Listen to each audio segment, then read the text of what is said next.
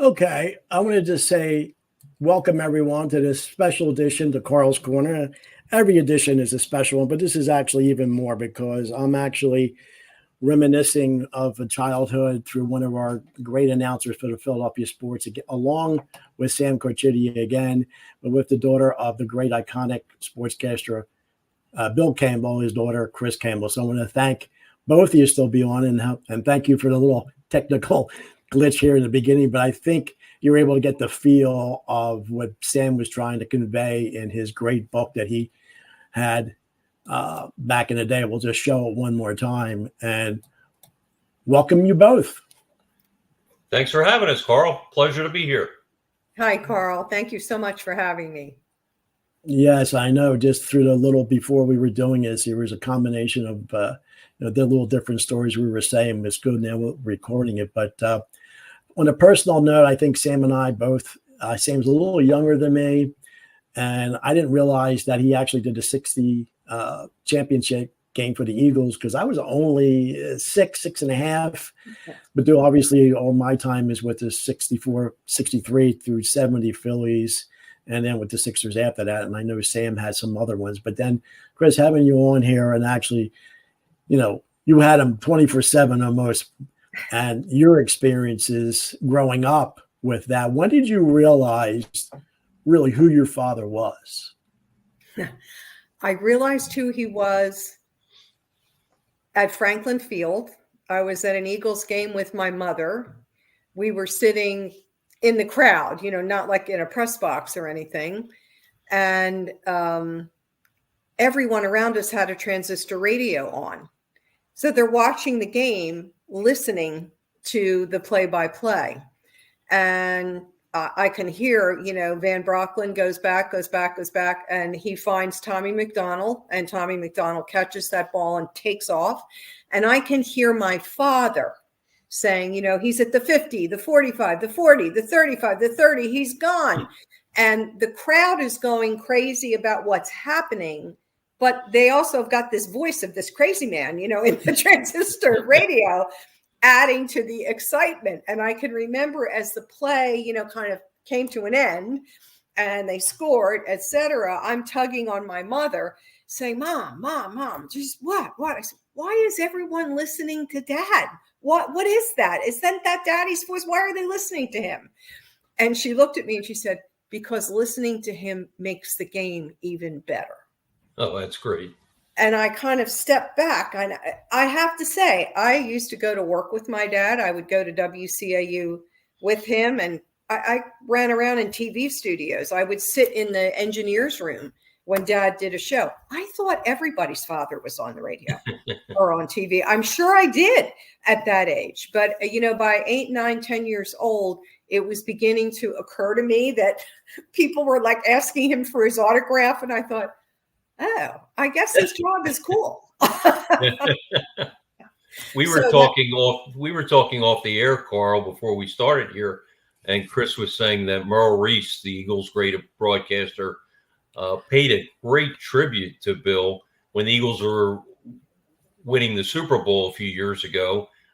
In the last few seconds, he played the tape of Bill announcing when the Eagles beat Green Bay in 1960 to win the championship. And he said, the Eagles are champions of the world. Listen.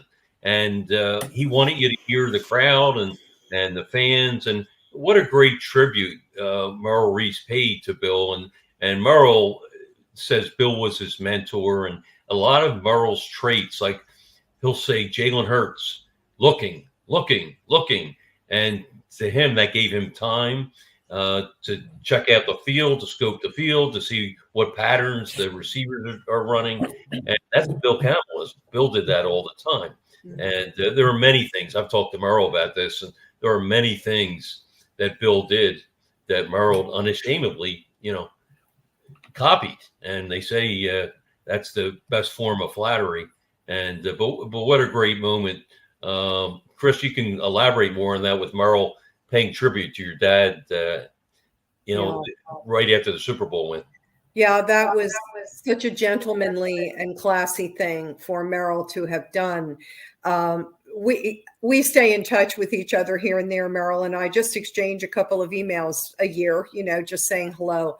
And I had reached out to him, I think on Saturday of Super Bowl weekend, to wish him well, and just let him know we were cheering for him. And I just, said to him, for all the reasons we want to have a win tomorrow, you're the main reason to me, Merrill. You've been through it all, and you've waited as long as anybody for a win at the Super Bowl. And I know Dad's spirit will be with you, so best of luck.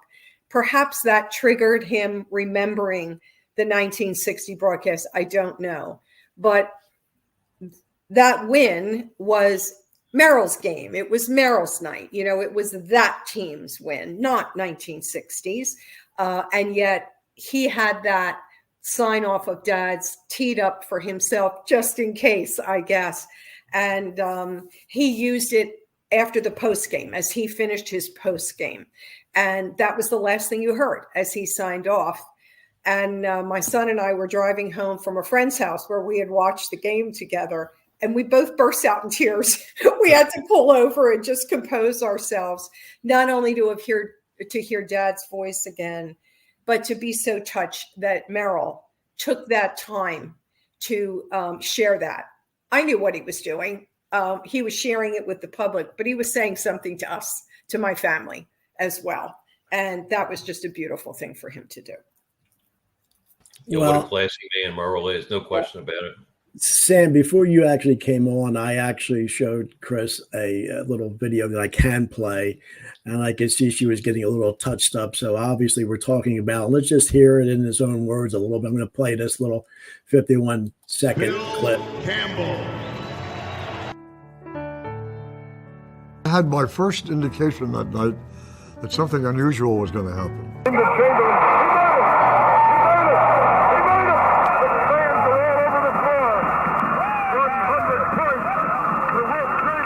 And a lot of football, and a lot of basketball. I've had my share of losers. I've been broadcasting for a long time, and there have been a lot more losses than wins. Well, I guess any broadcaster can say that. But this made up for a lot of losses, there's no doubt about it. And I was just fortunate enough to be there and to broadcast that game. It was strictly the luck of the draw. Most amazing scoring performance of all time.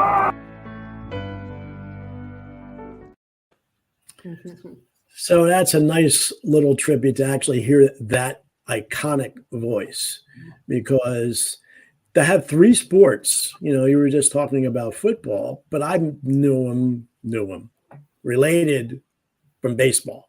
Mm-hmm. And, some of those, Sam, I know you're some with Ashburn and some with by Sam, but there are some with Bill.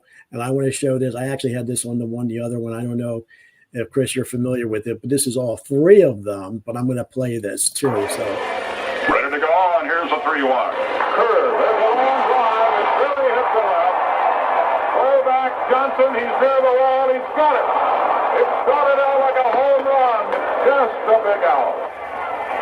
Bennett to the top of the stretch. He delivers. Here is a smash up the middle for a big hit. It's through. Started out. It's going to third. He will make it without a throw. Ground ball hit right back at Marshall. The throw to second. They got Gallup with a rundown. There's the throw to Hart. He's tagged out. And the throw is deflated. Taylor gets back into first safely. There goes a ball looped to right center. That's a hit. Here comes Callison home. Covington's going to hit for the plate. Here's a throw. It's into second base. The ball game right on the line here. And for the moment, right between Bennett and Mays. Left-handers up on the rubber now. Goes to the top of the stretch. Here's the pitch. It's over. Strike 3 ball. Allen is slide to center and hits a 2-run homer over the center field. Well, yeah, just to hear those three. What a great trio. In fact, I took this off my wall. This is a Valentine and baseball poster, and there's By Sam, Rich Ashburn, and the great Bill Campbell. And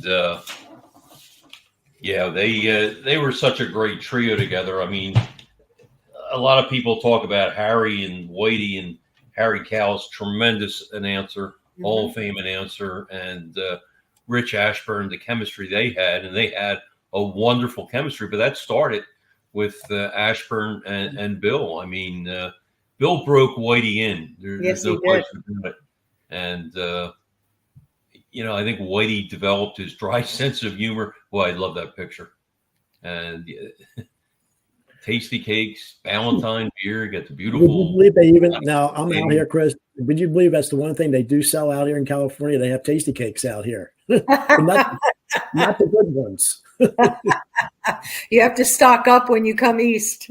Yes, the peanut butter candy cakes are the best. No, that's a great shot there too. When they had a reunion. Bill was able to do an inning with Whitey back in the 90s. Yeah. Isn't this where this picture's from? Yeah, I think that's what that is from. It must be. I remember that day. I think that was a Sunday. Dad was very nervous about that because he would be back in the booth with Richie and with Harry Callis. And there was history there. And they all handled it beautifully. And I think he left the house at about 9:00 in the morning. He wanted to get there. He wanted to be by himself. He wanted to walk the field. He wanted to talk with the players, his usual old routine. But I remember my mother offering to go with him that day. And, he said, no. And off he went. And man, he came home. He was just, bouncing when he came back at the end of that day. Sam, I'm sure you have many thoughts about this. I have had people ask me, which sport did he enjoy doing the most? To me, it was baseball. Yeah, I would agree. He loved baseball. He did. He loved it so much. After he left the Phillies, he went, and people don't realize this, he went and did the Pittsburgh Pirates for a year. Bob Prince was his good buddy, and he told me a great story once. They're playing golf in South Jersey, and Bob Prince, who was the son of a minister, and your dad are golfing, and Prince hit a bad shot, then he hit another bad shot, and then he took his clubs out one at a time, threw one into the river, into the little stream, next one into the stream, the next one. Then he took his whole golf bag and threw the entire golf bag of clubs into the stream and walked off. He was so frustrated. I never heard that before. Yeah. And Bob Prince, that's hysterical. And Bill was close. It's funny. Bill was close with all the broadcasters, even the visiting broadcasters. Very close with Vin Scully, legendary Dodgers broadcaster. And he told me a story. And this was after we did the book. And he told me the story. He said that he called him Vin Scully. And he said, I stayed over his house because we had to get up early and go golfing. A lot of his stories centered around golfing. And he said, we get up early and, had coffee and Vinny's in the shower and there's a knock on the door, like maybe 7 a.m. And I get it. And somebody delivers a package. And he said, will you give us to Vin Scully? And Bill said, sure. He'll be out in a few minutes. He said, no, just give it to him. And Bill said he looked outside and there's a limo in the driveway at Vin Scully's house, and the window goes down, and a guy sticks his head out. It was Ronald Reagan, and and Ronald waves, and your dad waves back to him. Ronald Reagan, who I guess was the governor of California at that time, back then. and he had a relationship with Vin Scully. I think everybody was friends with Vin Scully, but and I said to Bill, I said, why didn't you tell me that when we were doing our book? He's, oh, so many things happened. I can't remember everything. But Ronald Reagan was at Vin Scully's house, and your dad sheepishly waved to him. But I guess it was the driver that dropped off the package, whatever it was. So, but he had stories with the opposing announcers who he was great friends with, and of course had great relationships with By Sam and Rich Ashburn. And when Harry Callis came aboard, I talked to Harry about this. He was hired by Bill Giles, right? And they were both together with the Houston Colt 45s and then the Houston Astros. And Bill came over with the Phillies. A couple of years later, he asked Harry to join the team, the broadcast team. And Harry told me, I honestly thought we were going to go with a 4-person broadcast crew. He had no idea that Bill was being dismissed. And the story the Phillies gave, not to dredge up bad memories, but the story the Phillies gave Bill was that they were going into a new stadium. They were switching from Ballantine beer to Schmidt's beer, and that Bill was tied in to Ballantine. Like when people saw Ballantine and Bill, Bill did a lot of advertising for Ballantine. But that really was just an excuse because all 3 announcers were really tied to Ballantine. Yeah. Look at the poster you just held up. Right. That was a Ballantine poster with all 3. That's not the only face on that poster. It was nonsense. They handled it very badly. They did. I have to interject now. You said Valentine, and I found it. I think I mentioned it to now. Are you aware that he did a commercial for another beer on TV? Schmitz, you told me that in '58, I think, right? There it is. Well, did you enjoy it? As we always say on our play-by-play football broadcasts, there's no football like pro football. This kind of full-strength football is designed for your pleasure. And speaking of pleasure, remember, Schmitz brings you the very best. Why don't you join me in a glass of Schmitz? Beer as beer should be.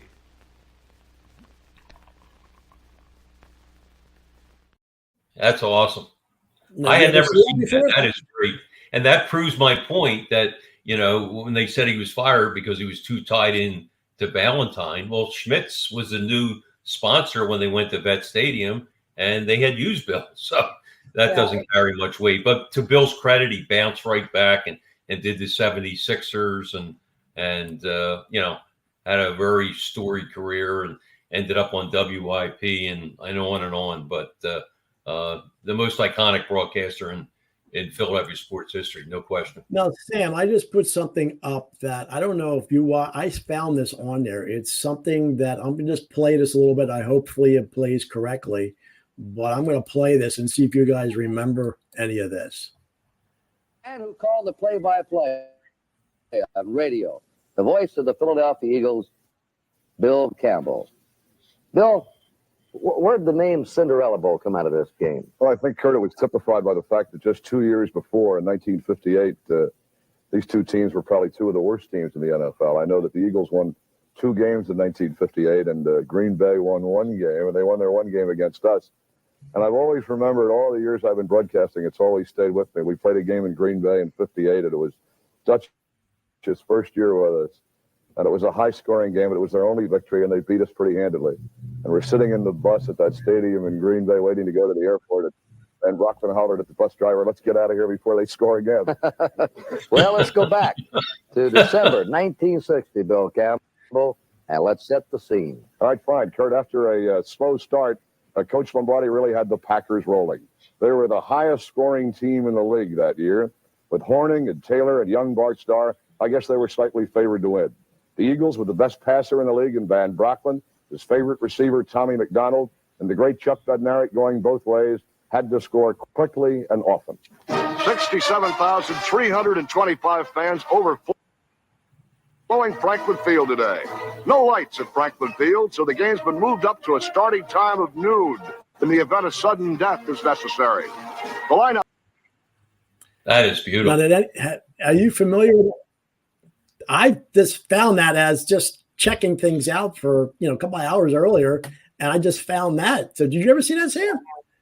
I never did, with Kirk Gowdy and Van Brocklin and another guy that Bill used to golf with, and they were really. And the thing close, is, that was he had the Packers, that the whole Packer team along with the Eagles team. That was Paul Horning was in there. I saw. Yeah, so it's 1974 they did that. So that's like amazing. He was that was definitely a 70s suit that my dad was wearing. Good Lord. Yeah. Pretty funny. Yeah. For me, that's also a treat to see the man I called Uncle Dutch, Norm Van Brocklin, who was a very good friend of my dad's. They lived about 15 minutes from us in the years that he was quarterbacking for the Eagles. And he gave me my first dog. Uncle Dutch, he He had 3 daughters, and he treated me like his 4th. And he thought it was criminal that I'd never had a dog. And I had been begging for one. I was an only child. I'm so deprived, please let me have a pet.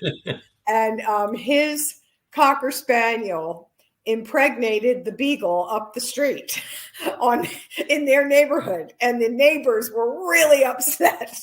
And they told the Van Broecklyns, you're going to help us find homes for these puppies. And sure enough, he found homes for the puppy. The mother had 10 puppies, so they needed homes for all of them. And he didn't ask my parents. Apparently, he told them, one of these puppies is coming to your house. And my birthday's in July, and we were at the shore. We were in Stone Harbor for my birthday, but we came home.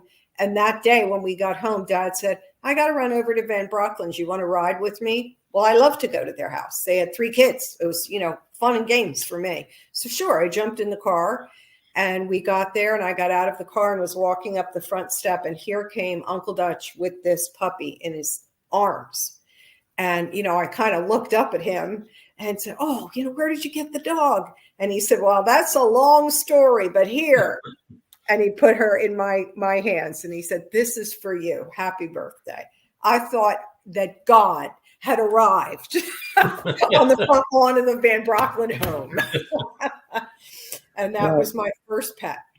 Chris, I have to say that obviously you have such insight now being the daughter. Now, let's go back from your young days, childhood days, and growing up, with your parents. And, because I did mention to you, I did go on your Facebook page and maybe pull a couple of pictures, but, from back in the day. So what was it like growing up in the Campbell household back in the day, and who your father was? It was very normal, very loving household. Look at those 2 people in that wedding picture. My father, I think Sam would agree, would be the first to say the best thing that ever happened to him was meeting my mother. He met her at WIP radio when he came back from the war, and they fell in love very quickly. This picture is in November, I think, of 1946. They started dating in September because she asked him out. I was very proud of her. And they married the following June of 1947. And she understood his work. She understood his business because she had worked in it.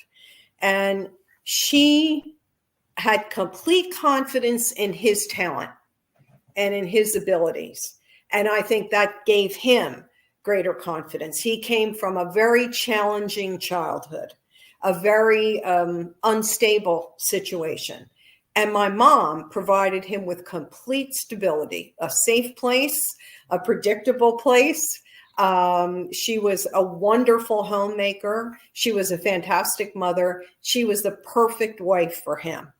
And he was gone a lot. If you've got a dad that's doing baseball, he's gone about 8 months of the year. Now it's even longer. And even when he's home, he's at a ballpark. And then he'd had a couple of seasons where he overlapped and also did football. So Mom, as my father described her, was a very self-assured person. Very confident, very organized. It took a lot to get her rattled. And him, everything was rattled. He was emotional. She was steady. So I had the advantage of that. I had this larger than life figure in my father, whom I adored. And when he was home, it was special. And she really carved out time for us. And he loved being home. Because she really provided us, both Dad and me, with that loving surrounding. But she also then would turn around and, here you go, honey, go. I can see her saying goodbye to him, trip after trip, with a hug and a kiss. And she would say to him, God go with you, dear. And off he'd go. And he knew he could leave, and she would take care of me. If a pipe leaked or I got chicken pox or whatever it was, she told him after he got home. She wanted him to be out there doing his thing. And she was his toughest critic. She never missed a broadcast. And he really relied on her to tell him how things went, how something sounded, etc. So, as I say, at 8 years old, I heard people listening to him on the radio. And yes, that was a moment of aha, what he does is different. But when he was home, he was dad. And if he could be, he missed events, he missed birthdays, he missed some things, and that bothered him. And yet in fact, you may have seen the picture, Carl. I have a picture of my dad coming to my high school carol and ring ceremony. It was always the Sunday before Christmas, and the junior class got their school rings at that event. It was a big thing. And you always wanted one of your parents to put the ring on you and turn it. They would be the first to turn it. And he knew how important that night was for me. And I have a picture of him in the snow. He must have driven from Franklin Field to Malvern, where I went to school. And he was waiting as I came down the aisle with my school ring. And I have a picture of him outside the auditorium turning my ring in the snow. It's one of my favorite pictures. And when I think about moments like that, I had a dad who was away a lot, but I really had a dad. When I needed him there, man, he was there. So with all of the demands on his schedule, I was fortunate to have a father who always had his priorities in order. And if there was something important going on in my life, he was going to be there. Well, I think I'm not going to try to play the CD, but it has the reason why I wasn't aware of it till later, why he wasn't there for the 64 perfect game of Jim Bunning. Oh, yeah. I know Richie Ashburn is razzing him about that. He was going to blame your graduation on that. And Bill says, no, I lost my mother. It wasn't my daughter's graduation. Yeah. So all those little iconic things, that happen. And it's a shame Channel 6 and, the TV broadcast, I remember we used to watch and, they didn't have the videotape. They don't have the archives of that because of that perfect game from Jim Bunning. The only thing that's there is Channel 9 out of New York. So, but that was interesting too. So they were trying to say, it was your graduation. Why he wasn't there, but it wasn't. Yeah, no, that was not the reason. It was unfortunate, that he ended up missing that. But of course, who knew, that would happen. But that's the great thing about baseball. You don't know because one team could get blown out 15-0, and then you get, there's a perfect game the next day. So you don't know. And Sam knows. Yeah, and of course that was 1964, and we've been talking about 64 just because it's the 60th anniversary. It kind of gives us an excuse to talk about it. And I talked on a previous show about how that 64 team is my favorite team of all time, believe it or not, even though they blew the pennant. I was a 9-year-old kid and they really got me hooked on baseball that year. And 64, they were in first place, believe it or not, 134 days in that season. The St. Louis Cardinals were in first place for 6 days. And the Cardinals, of course, ended up winning the National League and winning the World Series. But your dad told me that right after that season ended, Gene Mauch, they used to drive back and forth to the airport together and to the stadium together. But Gene had to go to the airport. He was flying to California, and your dad picked him up, and your dad had the Cardinals-Yankees game on the radio in the car. He was listening to it. And of course, the Phillies just blew the pennant. They lost 10 straight. It cost them the pennant. So your dad is listening to the Cardinals, Yankees, and Gene Mauch could not take it. And he said to him, he turned to him and said, do you mind if I turn this off? Because he was just so fed up that it wasn't the Phillies in the World Series. But I'm just wondering, how did your dad take 64? I think I talked to you before about that. And I think he was pretty even keel at home. But what do you remember, if anything, about the 64 season in particular towards the end of the year? I remember, well, first of all, as it looked like they might be actually going to the pennant and could end up in the World Series, our telephone was ringing off the hook at home. We had an unlisted phone number. And people that my father hadn't seen since like grade school or high school are coming out of the woodwork. Oh, Bill, can you get me tickets? It was insane. We actually had to change our phone number to escape it all. And I know that, that excitement and then that terrible letdown. If you were involved or you were a fan of the Phillies, you certainly took it to heart. I mean, come on, we live in Philadelphia. We live and die with our teams if we're into that. I've got to say, listen, I lived through the 9 and 73 Sixer seasons with Dad, and that was torture for the players, the owner, and it certainly was torture for the broadcaster. And to go that far with a baseball team, which I think you'll agree, Sam, it was a cast of characters on that team. It was a very unique combination of players. They all had very distinct personalities, and they meshed. Not, too much unlike our present Phillies. That is also a cast of characters with personalities that like each other and mesh. And while Dad may have thought that he kind of wrote it out, my recollection is a lot of disappointment and sadness, and just a terrible feeling of letdown. Now, after a week or so, that you have to move on. And I believe that he would have been listening to the Cardinals game in the car. But I certainly remember Mr. Malk, and Gene and my father became good friends in those years, and they did ride back and forth a lot.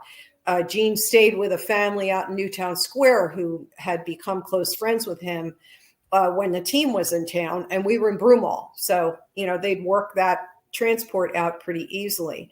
And he was another guy who, could be very kind of crusty and hard to handle at times. He certainly was a tough manager and a taskmaster at times.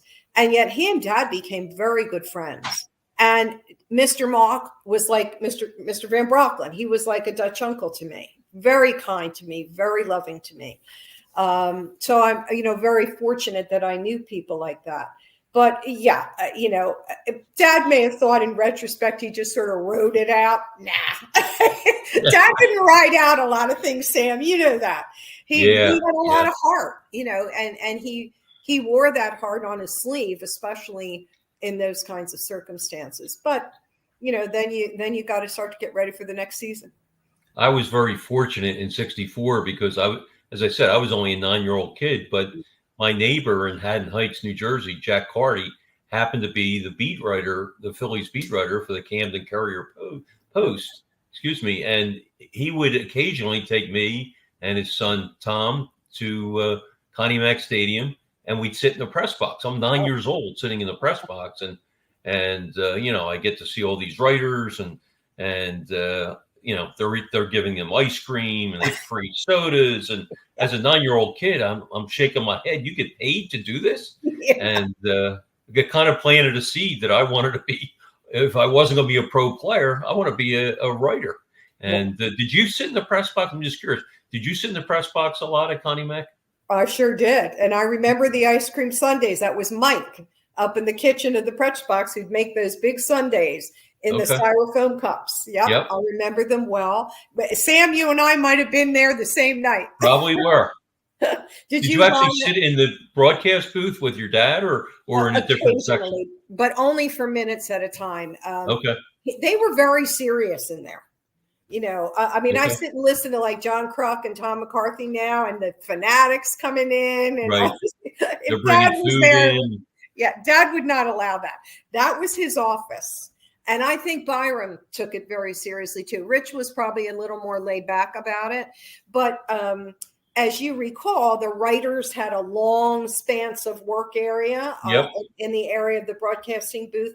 And then where you and I might sit, if families came, et cetera, you were still in the press box area, but not in the booth.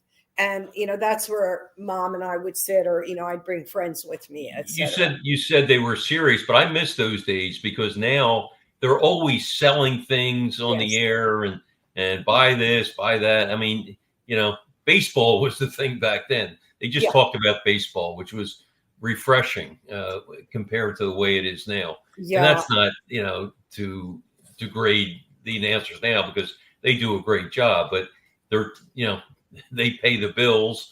The advertisers pay the bills, but I just think so it's overblown. They do too much selling and too much promoting, and it's not enough about the game. And the game was the thing when your dad was doing the games with Whitey and Bison.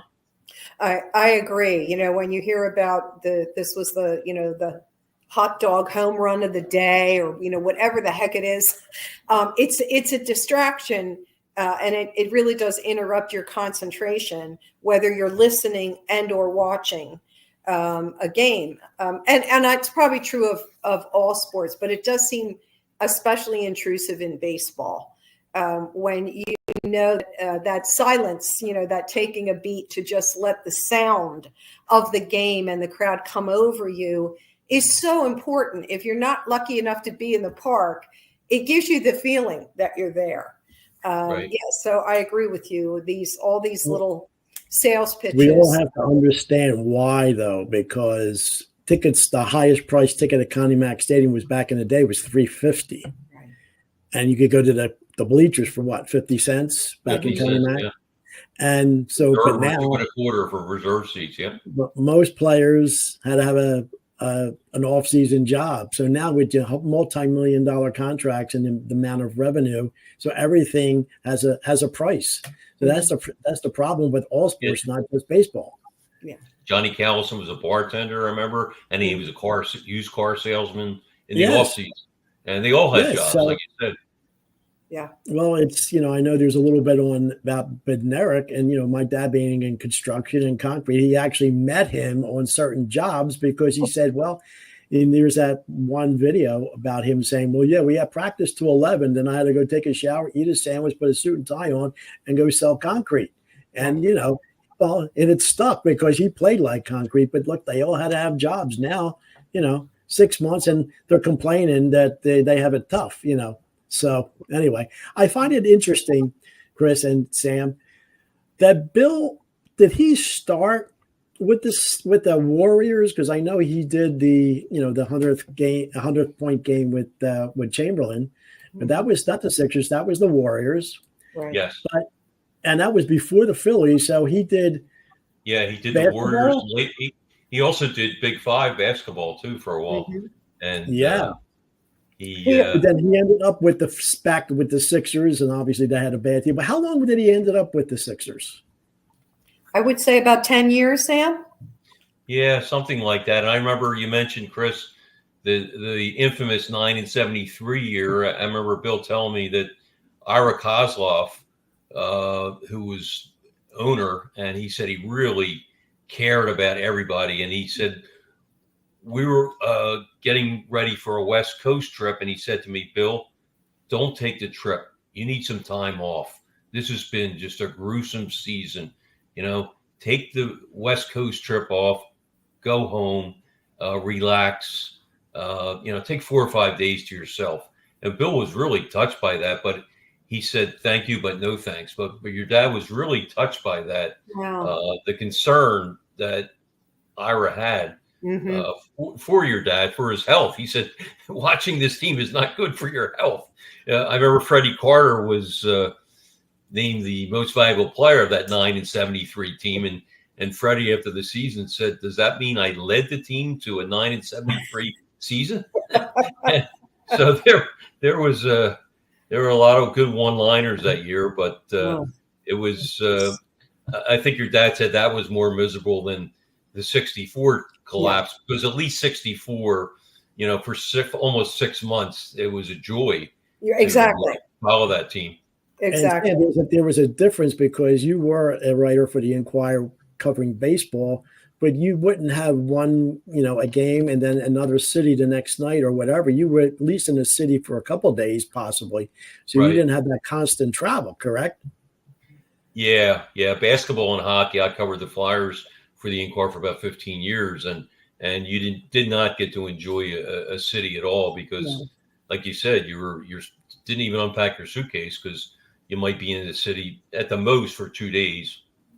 Yeah. Usually you were one day, in Edmonton. The next day you were in Calgary, and basketball was the same way. So, but baseball, you're right. Yeah. Baseball was a longer road trip, so you got to enjoy each city. Right. Right. Remember back in the day, Sam, you told me that one time about trying to go. I don't know if it was going to the airport in Edmonton or Calgary, then you hit some ice and like, whoa, what the heck? What am I doing here? Yeah. Those two cities were tough, and Winnipeg too. If I had $1 for every plane delay I've had, I'd probably be rich right now because, you just had plane delay after plane delay, and praying you make it to the next city in time for the game the next night, but there was a lot of good things too with traveling. You got to see even Calgary and city like Banff, which is beautiful near Calgary, and I just like seeing cities, and even a city like Cleveland, or that doesn't get a lot of good publicity. I covered some Cleveland Indian games, and I just enjoy seeing different cities. So I don't want to paint a negative picture, because I did enjoy even a city like Winnipeg, which you would think is near North Dakota and in the middle of nowhere, but great people, friendly people, and you learn about the city. And the architecture there is so far behind. It was almost comical, like flat roofs, and it looked like the 1960s by the way the houses were built. And I do have to thank you, Sam. To find out about cities, and that's kind of cool. I'm sure your dad felt the same way, because he traveled a lot more than I did. Yeah, I think the travel ultimately takes its toll, on anyone who's doing that. I think that the 9-73 season was probably the start of my dad's battle with Crohn's disease. The pace of professional sports, however you're involved in it, and Sam, you were in it for a very long time, it physically takes its toll on you. I know with basketball, he told me that a couple of times he would do a game, go back to the hotel, get something to eat, fall asleep, and he would wake up the next morning and he'd have to call downstairs to ask what city he was in. He was so tired, but so mentally and physically tired that he, you really lose your perspective. And I think when that starts to happen, then you got to look and ask yourself, how much longer, can I continue to do this? Did he really enjoy his stint at WIP? Because I thought he was great at that.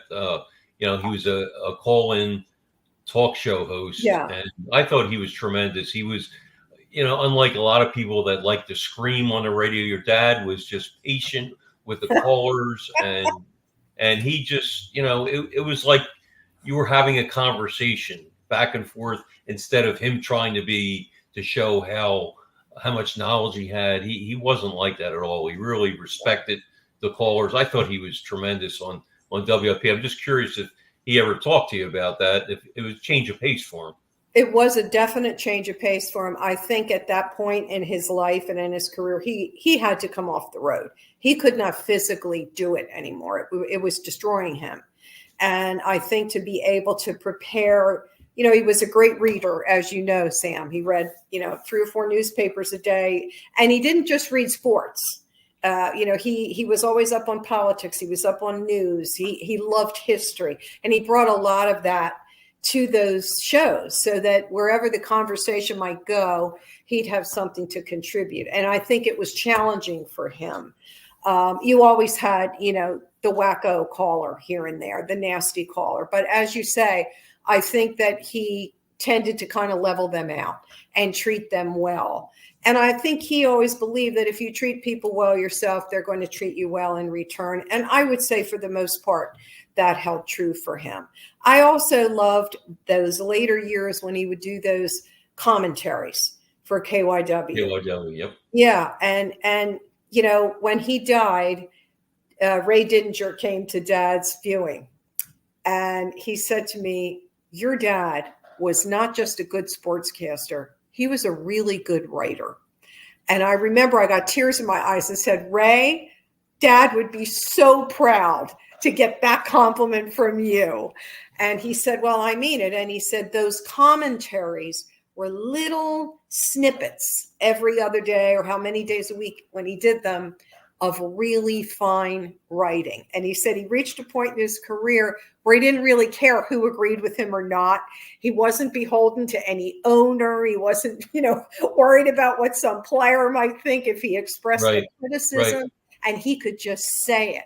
And I think Dad really enjoyed writing those commentaries. I wish we had been able to put them all together, in some kind of collection, because they'd be fun to go back and look at. Right. I have to give Ray Dininger props because he wrote, as you know, wrote the forward in the book your dad and I did together, and he gave it so much momentum. Yeah. And you can see it up top, forward by Ray Dininger, and it was beautiful. It was, you talk about a great writer. Ray Dininger is certainly that. And one of my most treasured possessions, I guess, your dad gave me, and I have. If you want some, you can have them or want them all. But he used to hand write his documentaries, or I guess they were about a minute and a half long, maybe 2 minutes. Yeah. He would hand write them on legal paper, and I must have 30 or 40 of them that he did, because when I was doing the book, we have a lot of them in the book. Some of them I used, some of them I didn't, just because you have a limited amount of space. They were all tremendous, but they're like little Pulitzer Prize writings. These commentaries that, like I said, lasted maybe a minute and a half at the most. And he did not waste any words at all. No. Every sentence had a punch to it, and there was a meaning, every word. And I have some of them where he would cross out things and put another word, maybe cross out 5 words, put one word there. And it was just really fun for me to look at that. And you can almost see Bill's mind working and clicking as, well, I can say this in 2 words instead of 6, and I can get more in on the back end of it. And it's just kind of cool to see that. And I still have them. I'll have to share them with you.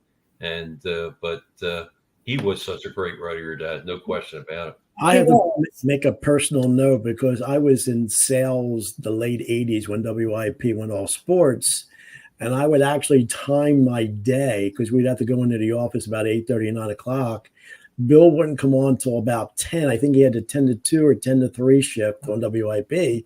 So I made sure I did my office work, and I was back out in my car by 10 o'clock to pick up the show.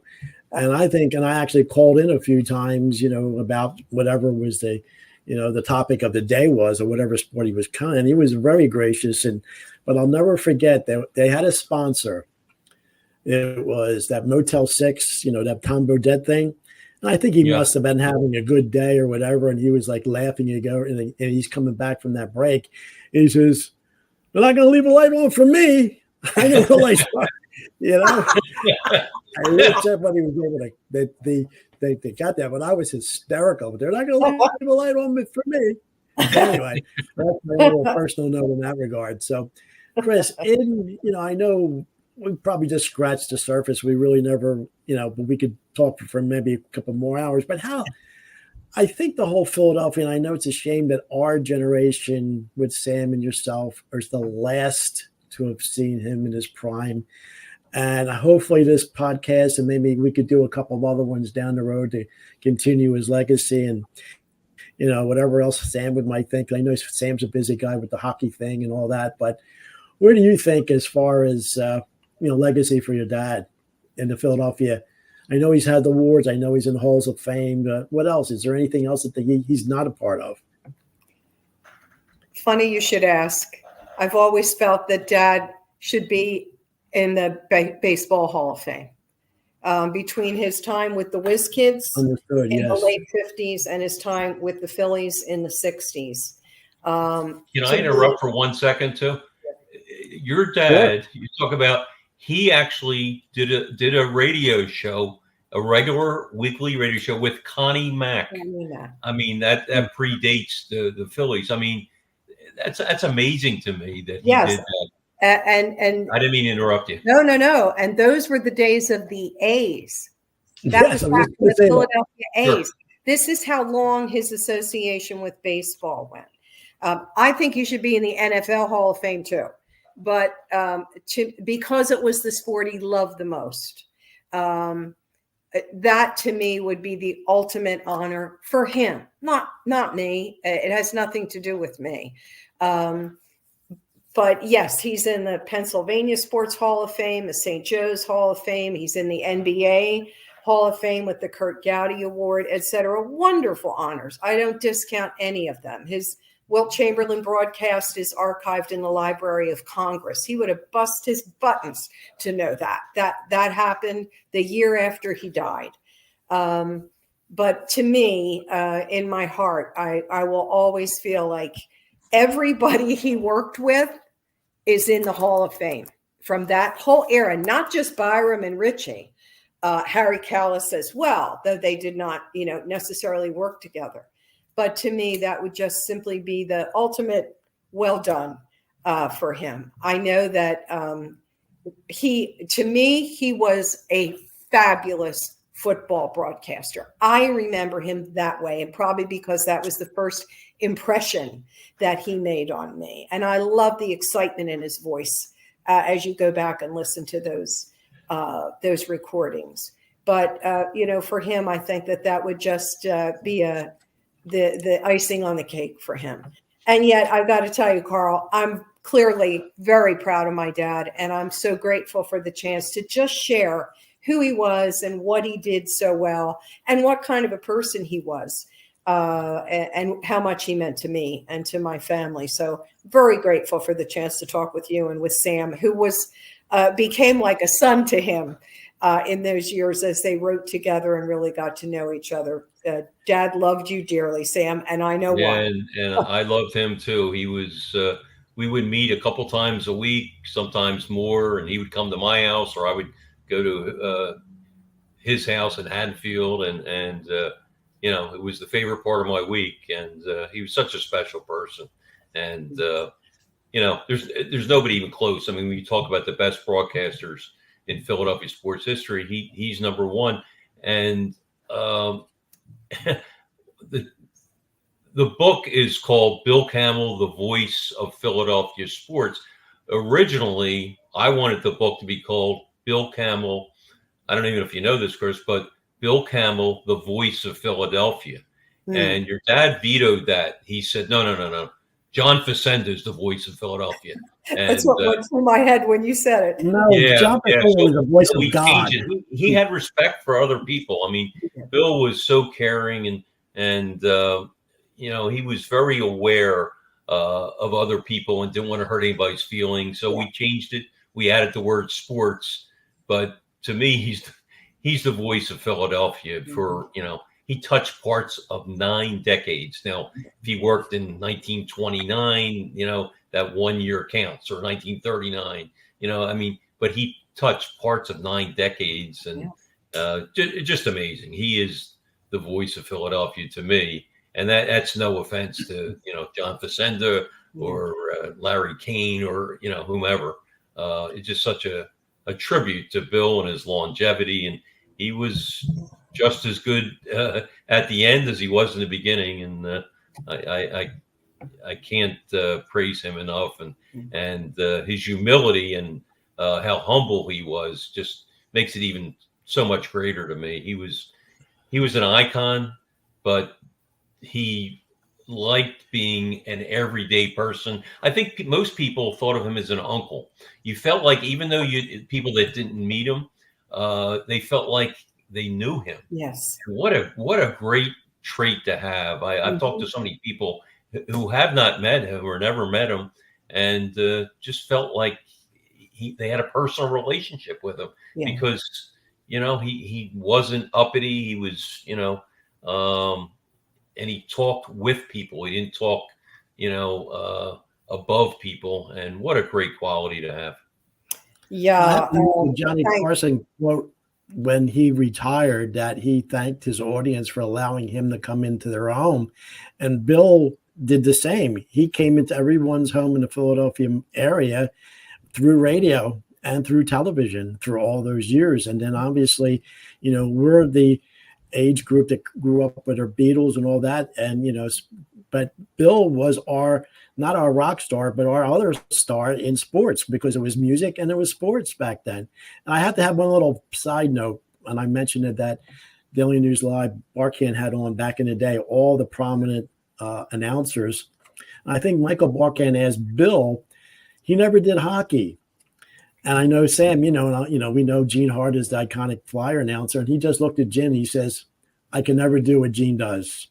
It is so fast a sport. I couldn't enunciate it fast enough the way he does. And he gave kudos to Gene. And I wish I could find that. So it's interesting that, Chris, did he ever talk about maybe I should try to do hockey or whatever? But I know, it's a little off the subject, but I think it'd be interesting just to ask. He didn't so much want to do hockey. That was very true. He felt that it was too fast, that he could not keep up with it and call a hockey game the way he would want to. But Gene Hart invited Dad to come on the air with him and just work with him for even a quarter. And I thought that was incredibly gracious of Gene. And I think Gene was aware that Dad had done the other three, and Gene never wanted to do the other three. He was hockey.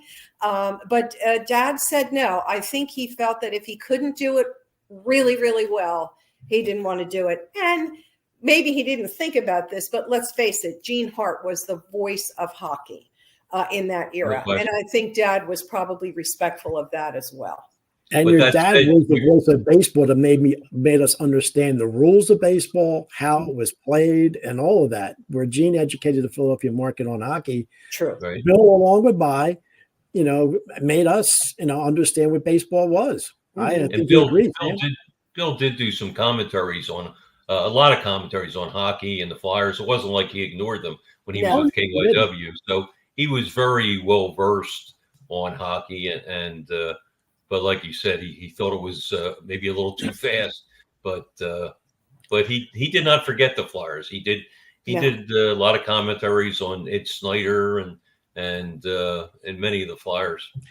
Yeah, Sam, having season tickets for the Flyers, I'd always love that before, you could go down and watch practice, but I would always love to look into the press box because the press box was right there, almost like at ice level.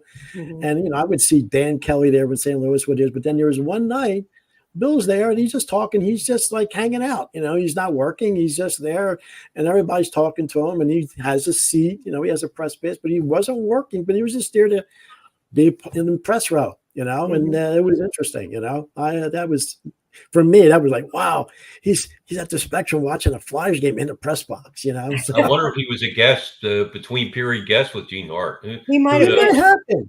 He might have been, yeah, sure. But it's such fond memories. And I don't believe children or younger people today, well, I mentioned that on our previous podcast, that, they just take sports for general, watch the game. They can watch it anytime. But us listening to the radio, and Sam, you said the last time that you'd be doing yard work and listen to the game on the radio. And, that was an art in itself where now everything is just podcasts and anytime and any, replays. And I'm glad we grew up when we did. Yeah, I think you had a much more intimate relationship with not only the teams, but with the broadcasters then, because, you had 3 channels, 3, 6, and 10 back then. Now you have 350 channels, and it takes you a while to figure out where do I go to watch this game. Maybe not the Flyers. You want to watch an out of town game. What channel is it on? And you're searching all over. Back then there were 3, 6, 10. Then later on we got 17, 29, and 48. But I think because of that, you had an intimate relationship. I remember the first Phillies game I went to in '62. We didn't have a color TV; it was just black and white. When I went to Connie Mack Stadium in '62. And walk through the runway, and you see this bright green grass. It was like a religious experience. And here you go. That was what I saw. Yeah. And the red Phillies uniforms, the red sleeves and the red caps, and even the red seats. The box seats were in red, I think, and the reserve were in pink. But and Sam, I didn't realize it was a special time. You talked about the gray monster. The look in center field, it's not gray, it's black. I thought the wall was completely gray up through the outfield, but no, it was black from the scoreboard to the center field bleachers. So, yeah, I do remember that because they had a 447 sign, which probably wouldn't have showed up as well on the gray. So yeah, center field was very deep, 447. Yeah. Which wasn't even the deepest, believe it or not. Forbes Field in Pittsburgh was 457, if you can believe that. And Yankee Stadium was 467. Is that right? Yeah. Wow. Monument Park. Yeah. Yeah. I called this our last podcast, our cathedral, and not so being, religious, Oh, no but question. that was our cathedral. Yeah. Yeah. I remember that Ballantine beer scoreboard vividly. Yes. Right. And the Longinus clock. Am I saying is it pronounced Longinus? I don't even know. I'm not sure. Yeah. Longines. I think it's Longines. Longines. Yeah. But I remember that thing, man. As a kid, I always pronounce it Longinus. It's Longines. How about that? Yeah. I remember seeing Wes Covington hit one to the right of the clock and over the scoreboard, and it disappeared into the night. And then Richie Allen is batting there. I remember him hitting many a blast. And who's the pitcher? Dad used to call them the transcontinental blast. Yeah, that was a Bill Campbell over the left field. Not only the wall, beverage but sign, over the roof and over the signs on the roof. Yep. Wow. Well, who's the iconic battery there? Pitcher and catcher. Tim McCarver and Bob Gibson. There you go. Wow. Yeah. Nicely done, Sam. Yeah. Well, it's wonderful going down this route and how our youth. I had so many thoughts. I can't come up with the right one, but memory lane, that's the one. So, Chris, in closing, what do you say that, the legacy of your dad? I know we try to keep it, going. And I know, Sam, we actually have to maybe update your documentary and maybe do a little bit more for your, the book. But it's great reminiscing again. And anything else you would like to say, Chris? Because we were wonderful having you on here.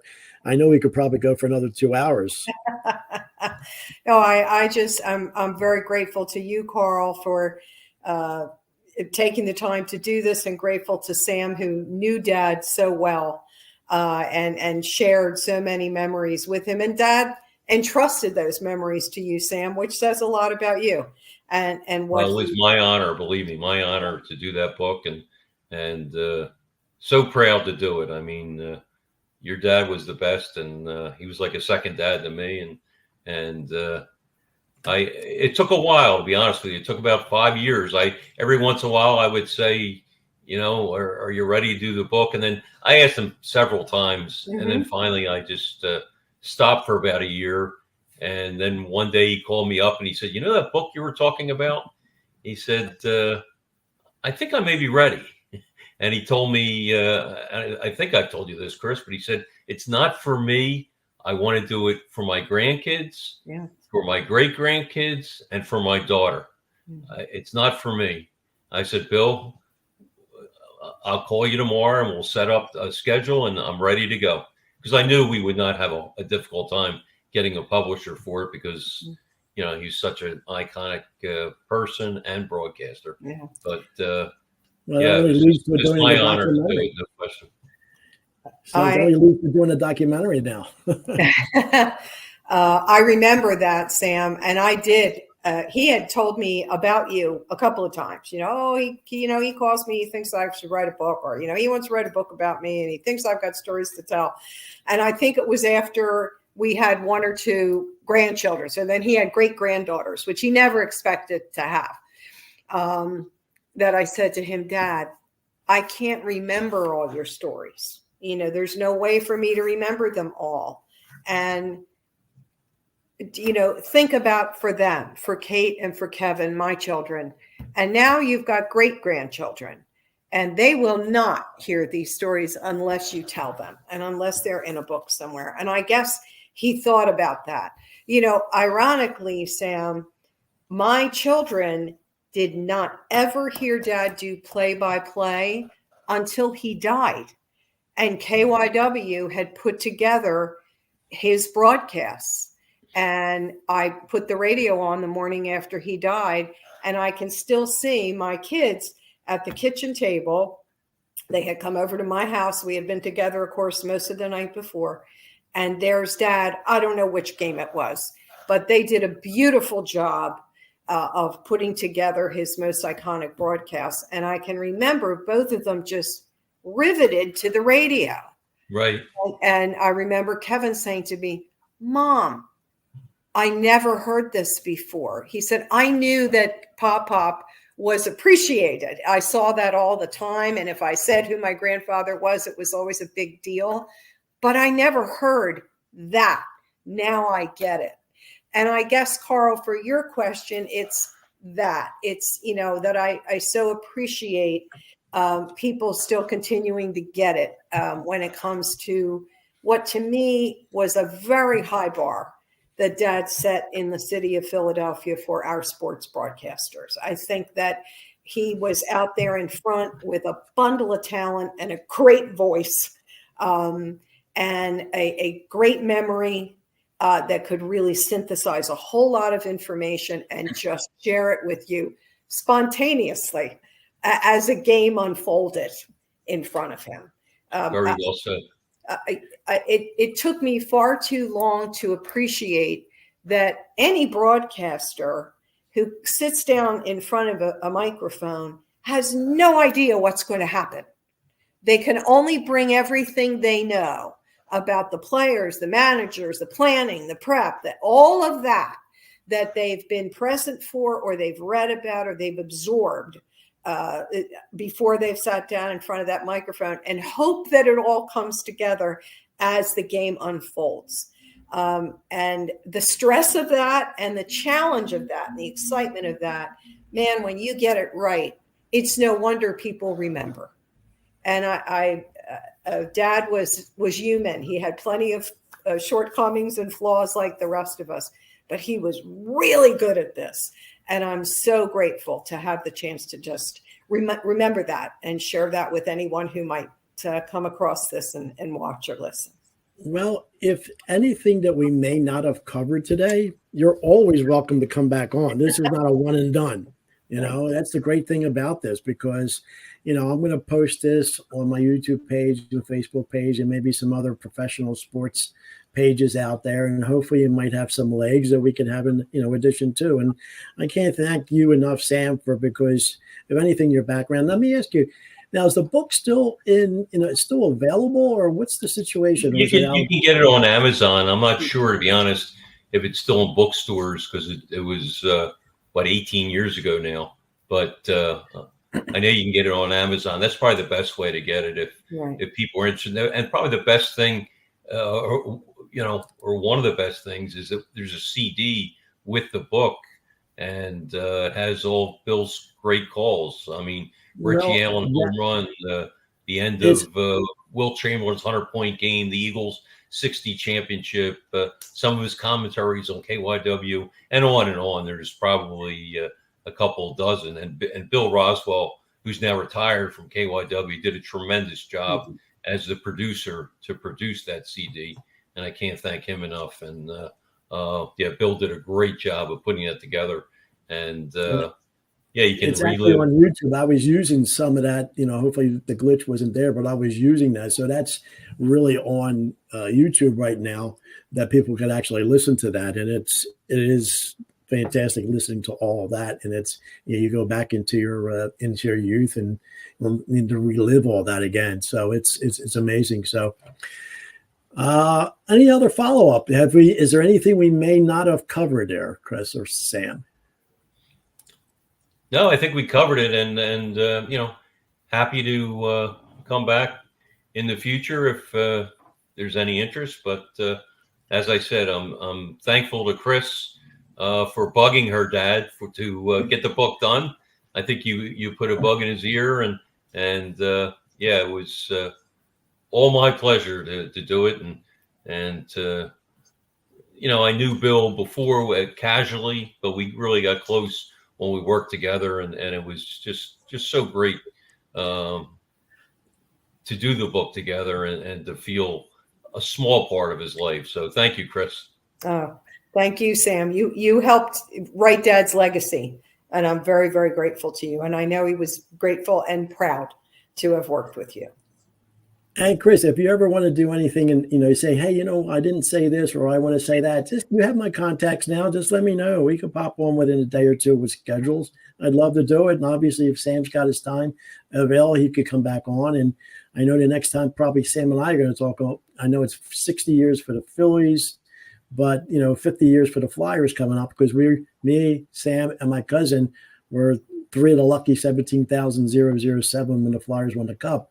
Wow. So we want to reminisce about that on the next one. But I know Sam has a lot of other work with that feature they're trying to do. But Sam, I thank you for, taking out the time for this. And Thank you, Carl. Appreciate it. Anytime. And we're gonna have Bill say goodbye to us, and as we go, and then as I say, just stay on till we all get everything is downloaded. So thanks again till the next time, and Bill's going to say goodbye. Well, did you enjoy it? As we always say on our play-by-play football broadcasts, there's no football like pro football. This kind of full-strength football is designed for your pleasure. And speaking of pleasure, remember, Schmitz brings you the very best. Why don't you join me in a glass of Schmitz? Beer as beer should be.